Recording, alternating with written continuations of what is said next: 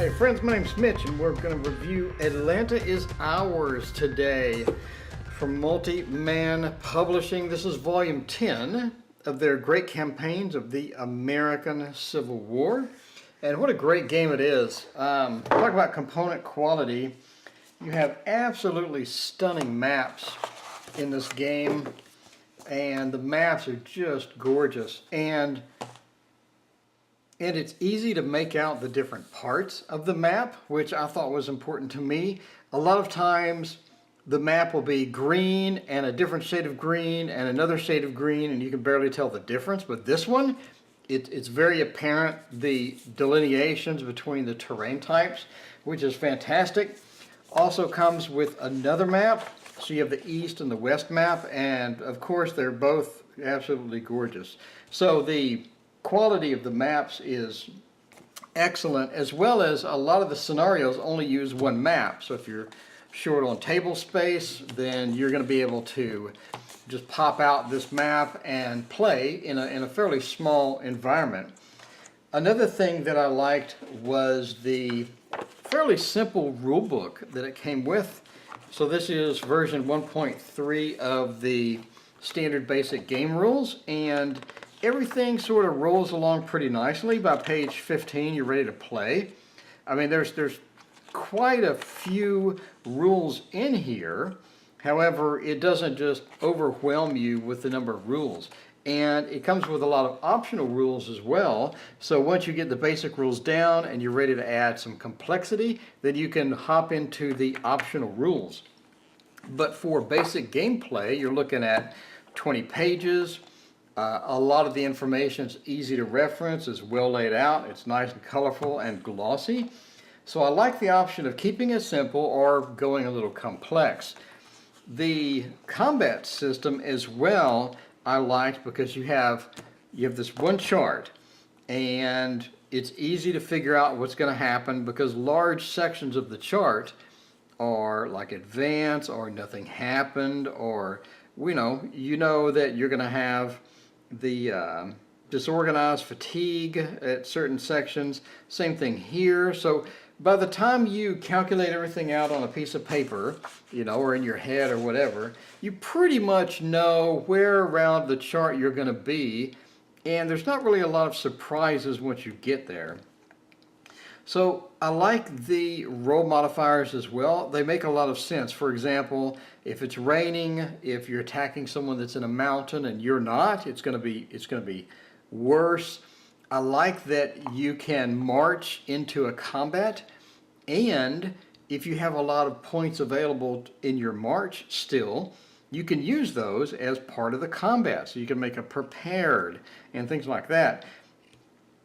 Also have assault bonuses from some of the key players and things like that. The combat results, nice and simple. Very, very simple. Artillery, again, very simple.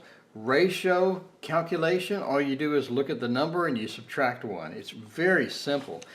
Again, it's nice because you can get up and running quickly in this game, and then you can add complexity as you're ready. I like the flank attack. That makes a lot of sense. However, sometimes it's hard to do. Here's supply and things like that. So let's talk about that. I do like the movement. The movement makes a whole lot of sense. And I like the extended march.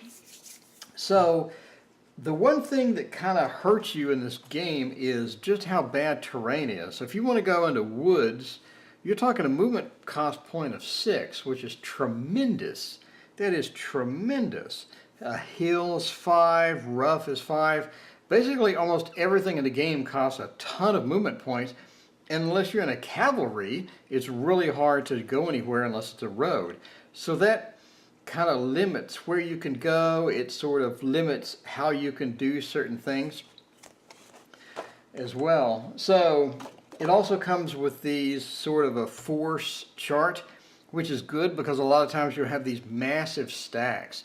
And inside of the units, when you do start stacking them up, the units have, and I'll talk about the units in a second, the units have not only the unit, but the manpower for that unit, and then the fatigue and pretty soon you'll get into a stack of 20, and that's unmanageable. So it's nice that you have 10 slots that you can put your guys into, and it also is going to keep the movement track here as well. The turn track is different, but this is nice because a lot of times you'll get 7, 8 guys with all of their manpower and with their fatigue counters and things like that. So it's kind of a pain. So I like this sort of a off-boarding of units style thing here going.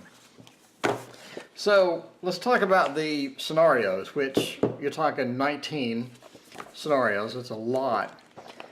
The beginning scenarios pretty much pit you against Union, against Confederates, hold up behind forts. It seems to be the theme.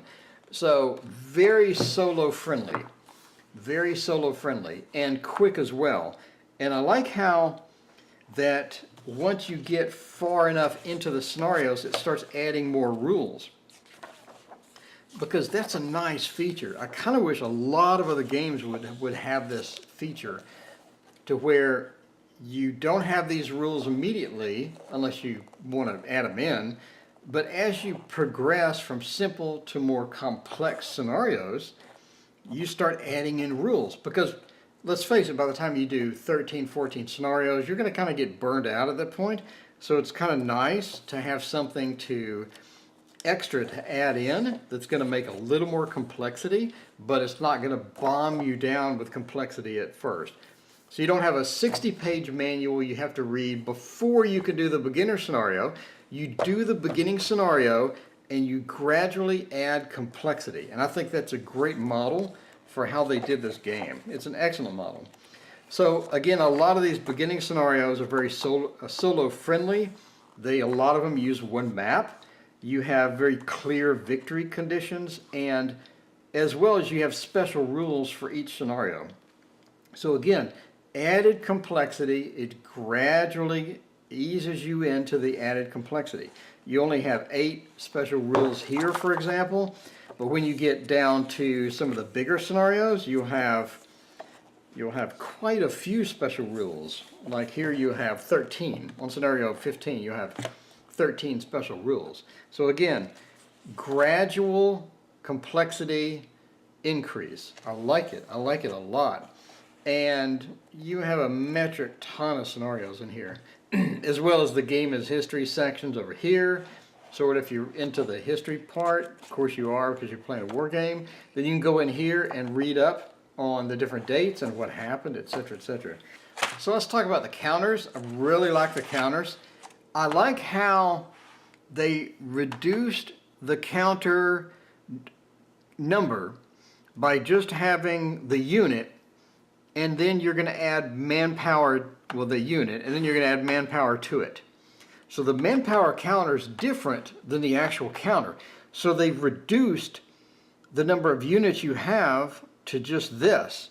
I mean, this is a very small amount of units here, and that's excellent because it's very quick to set up. You don't have 5 different counters for this unit. You don't have 5 different counters for this unit.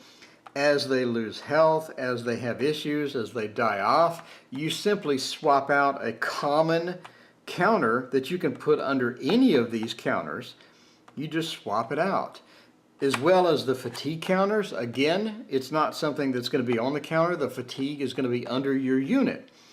And I like the fatigue system because it keeps one strong section of units from just wiping out the map.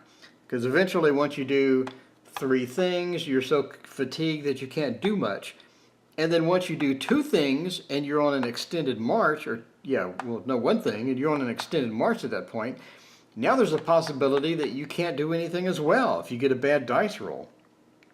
So I love it. Look at the small amount of counters you have. I mean, just this for your main counters. And again, here we have obviously more Union. We have this and this, but still, that's a fairly small amount of counters. I mean, you're talking pretty thin amount of counters in there. So I probably could have jammed all of this in one, but it would have been tight. So I like the fact that They divorce the counter from the manpower and from the fatigue, which is on separate counters. I like it because it's common counters that you can reuse. If these wear out, it's not going to be as big of a deal as these wear out type thing. So I like it a lot.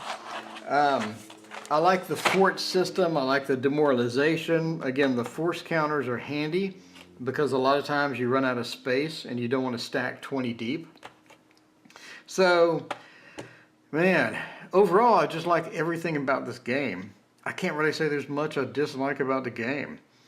The only thing that hurts is the terrain effects chart, but that's part of the game, and that does limit you to where you can move. I guess you have to, there's an acclimation period. If you're gonna play this, the acclimation period is, if you're gonna wander off the road, it's gonna cost you a ton of points. So, I mean, that's a lot of points, especially in rain. You're talking like 7 points, 7 movement points. That's insane. So you kind of got to get acclimated to movement cost being a lot more than you're used to in other games. So overall, I would rate this a 9. This is fantastic. I mean, for your money, it's not cheap, but for your money, having what, 19 scenarios. Yeah, for your money, having 19 scenarios is fantastic. You have a small map count. The maps are not huge. If you're on a small table, like I am in this case, you could pop a map out and just start playing. This is one of the few games that I can see myself playing every single scenario. Like, no problem. I will play every single scenario. Read every bit of the errata text, read all of the stuff, get situated with scenarios, and just have a ton of fun. So, again, I rate this a 9 out of 10. This is excellent. If you're into this series, this is a great addition to it. I really am enjoying all the scenarios. Like I'm up to scenario 4 now, and definitely going to be on my table for a long time. If you like this video, please hit like and subscribe. Atlanta is ours from Multiman Publishing.